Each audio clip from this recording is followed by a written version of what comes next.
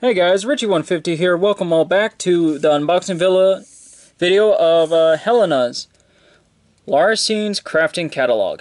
Player-facing maker's manual for Helena's Guide to Monster Hunting. Let's take a look inside. So there's an introduction. We're just going to look briefly through it. Chapter 1, Harvesting. So like there's boss monsters. Here, I'm probably going to have to scoot down a little. Some special monsters such as boss monsters, components, antenna, eye, flesh, vial of blood. Harvesting rules. After a creature is slain, its components must be harvested quickly before their magic fades. There are 5 steps involved in this process. Here's an example of how this would go. Step 1, description. Once a creature dies, the game master uses that creature's type to consult the harvest table. Page 13. We're on page 3. Yikes. For the list of components available. So basically there's Helena's Guide has magic items. So aberration harvest, that's what that is. Okay. And step 2 is the harvest list. The harvesters then quickly decide what they want to harvest and in which order. This order is known as the harvest list. Okay, let's turn the pagey. Okay. And there's harvest DCs. Oh no. After a party has created its harvest list, calculate the harvest DCs, list out the chosen components in order the party wishes to harvest them, and sequentially add each component DC to the total of all the previous component DCs. The component DC represents how hard a component is to be harvested. So like a patch of teeth is 10, harvest DC is 10, eye 10 plus 5, 20, 25, 45 for the hide, essence 75. Harvesting check, clear up there. The players make a harvesting check. A harvesting check is combined total of 2 ability checks, an assessment check and a carving check. These are described in more detail on page 6. And then step 5, compare the result of the harvesting check to the harvest list you made in step 3. If the harvesting check's result met or exceeded the DC, the component is successfully harvested. Whew! So, what I'm getting from this alone, is like, the component DC is that, and each time you try to grab it, like everybody lists what they want from the list that's rolled, and they put it in order of who's taking what first, and then whoever takes the first thing has the easiest time, and then everybody else has a worse time. Yikes. But fair enough, you know. So basically, component DC, like teeth, are very simple to extract, while others, like hide, take a great deal of skill to extract without ruining them. Each component has a component DC, indicating how hard it is to safely extract it before it loses magical potency. Pages 14 through 17 describe the different components. Quantity, you decide how many of each component are available for harvest based on the creature.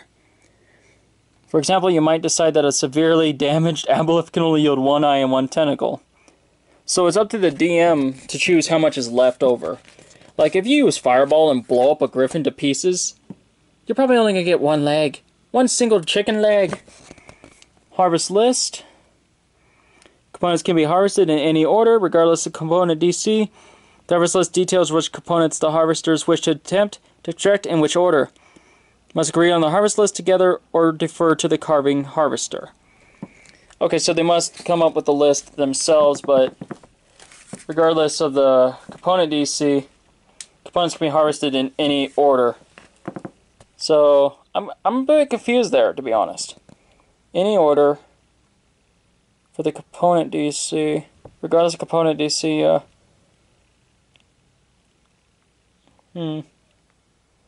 Oh, so basically you can do the toughest one first and then do the other ones, I guess? I'm not sure. Well, harvest DC. After the harvester established their harvest list, calculate the harvest DCs. This is achieved by adding the component DC of each component in the list to the DC of the components higher up in the list. These component DCs are known as the harvest DCs.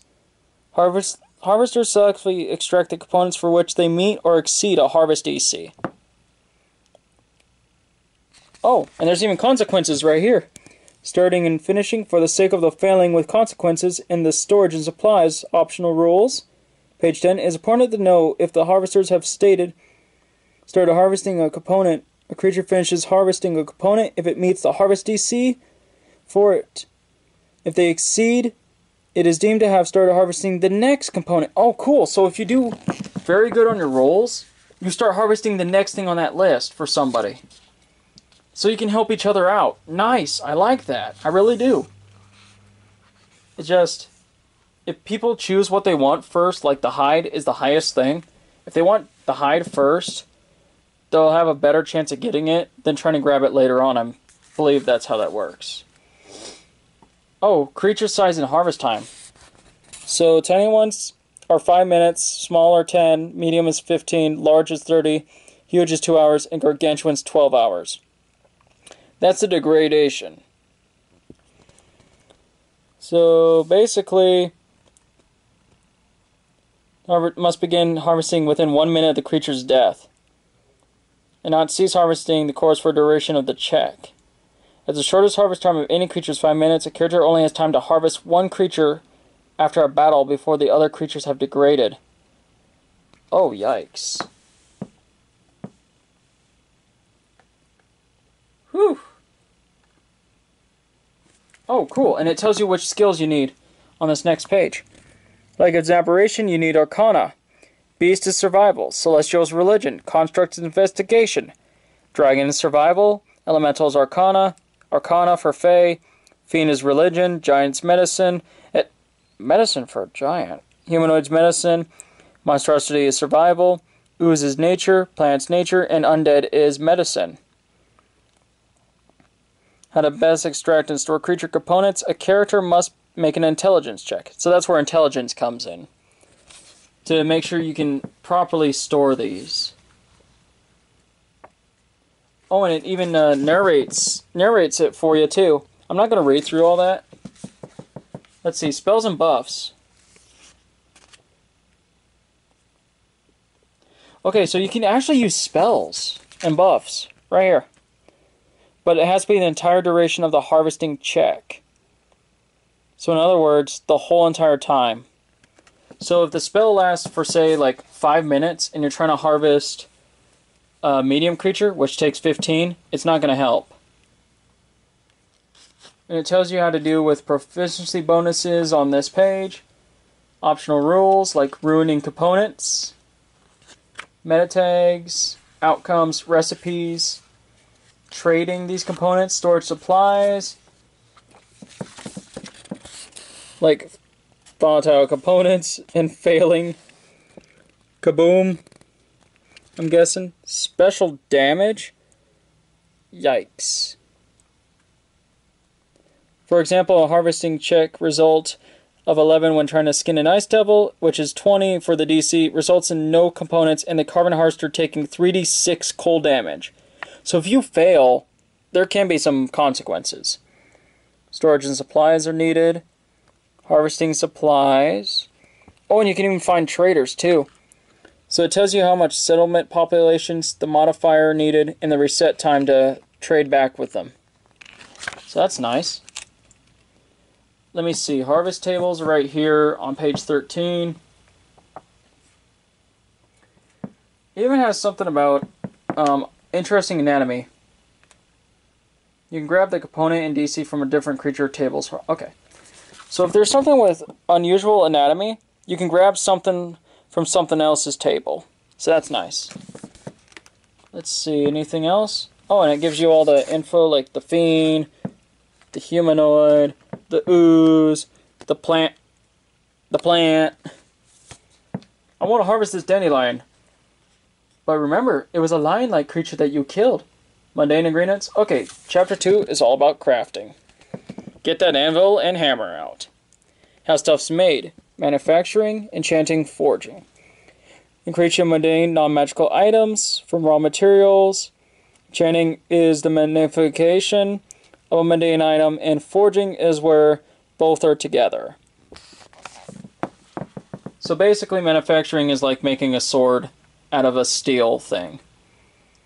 Enchanting is when you add magic to it, and forging is when you just do both. So it tells you materials and cost. So yeah, manufacturing is the first one. Cost, stuff like that. Optional rule, difficult materials. So tool proficiency helps. It's not necessary to make it, but it does help. Difficulty and flavor. And there's a check, of course. And here's like all the tools you can make that require which ability to make it. And the item types. So basically the tool is what you're using, what ability it helps, and then the item types you're trying to make with it. Like, look at all that list of items. That's quite a bit. Okay, I'm going to keep turning the page. This book is pretty long. Oh, it still keeps going. It even has armor crafting table. Cost and properties. Like, look how big that is. I don't think we're ever going to get done with this book. Okay, now we're in enchanting. So the enchanting portion of the book. We get to item rarity, essence, enchanting check DC, consumable, which is time, non-attunement, and attunement. And creature types and associated skills, again, are the same thing here, which might help with the check. Difficulty and time. The DC and time required for the enchanting check depends on the rarity. Okay. Like I said, guys, just get this yourself when it comes out to markets, and you can breeze through this. Oh, and we got the forging. Look at that. Stretched out nicely for forging. So the manufacturing process, then goes to the enchanting process, then goes to the forging process. Go ahead and pause if you need to read these. So manufacturing, enchanting, forging. Alright, let me just time and money, quirk tables. Oh, yikes. These are enchanting flaws. Ooh, there's quite a lot of them. Upgrading, new tools, crafting example, new weapons. Here we go, here we go, here we go. You can make new weapons, such as claws, Magitech firearms, which is that pistol that I shown you in the last video, nunchucks even, look at that. Tether hooks, twin blades, like look at that. And the Tommy bow. Ever heard of the Tommy gun? Well, here's a Tommy bow. Nice. You can even salvage. So you can reduce, reuse, and recycle mundane components. Breaking down an item returns 1/2 of the mundane components. Nice. Only magic items' essence can be extracted. And then there's socketing and innately magical items. Immune to non-magical decay and corrosion. Nice. Monster Forge items. Items made directly from properly preserved monster components, like bone or breastplate or tooth-tipped nunchuck, are known as Monster Forge. So size matters. So when manufacturing Monster Forge weapons, the size of the creature from which the component was harvested is important. You can't make a greatsword from a tiny pixie bone. Aw, why not? It'd be hilarious. You know, you just play with a little pixie bone and... Oh. Guys, I think I should go back to D&D college. Magic item recipes. Dun dun dun dun dun dun dun. Dun dun dun dun dun. Dun dun dun dun dun dun. Dun dun dun dun dun. That's quite a lot. It's the next about 6 or 7 pages. Oh, and we finally get to the part I like. Cooking. Yes, you can cook. Magical cuisine. Apply heat, don't burn it. Dispelling magical meals. For the purposes of the dispel magic spell, all of the meal's effects count as one single spell. of a level based on the meal's rarity. Uncommon, 2nd level, rare, 4th level, very rare, 6th level, legendary, 8th level. So in other words, basically the magical cuisine can have basically, if I'm reading this right, they can, okay, it takes 1 hour to cook, 10 minutes to consume and digest. But it must be fully consumed within 1 hour of being cooked. If it's eaten after it imparts no magical effects. The effects last 8 hours. Or until dispelled. So basically, if you eat another one, you lose the effects of the previous one. So that's pretty good. That way you can't just keep stacking buffs. Okay, so you need to make checks. They require 5 things. A magical meal requires 5 things. Recipe, monster components, essence, cook's utensils, and a source of heat. After the conclusion of the hour, that makes a constitution, cook's utensils check against the DC of the recipe. So basically, it feels like you're trying to save yourself from a recipe that can go horribly wrong. There's novice, journeyman, and boss monster recipes. Such as, and the delicious, Abaloof Ramen, Jello Shot, Mushroom Elaine, Raokaze, Scrapyard Sausage, Tongue Twister Tart, Magnetic Curry, Dumpelingans, Sun Eater Steak and Eggs, and Tarrasque Marrow Broth.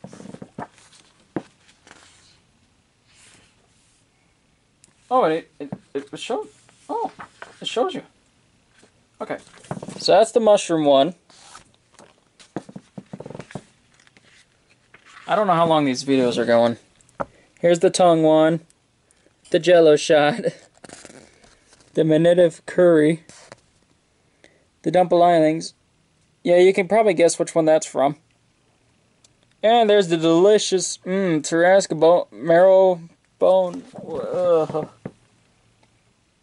It even describes them too in the book, so that's nice.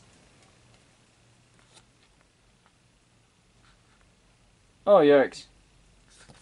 So, if you eat blood in the game, you can add this to, like, a vampire. Like, this will make it cooler. But you get a taste for that creature, so you do more damage to that. So that's pretty cool. And here's a chart at the top that tells you what components are needed and stuff like that.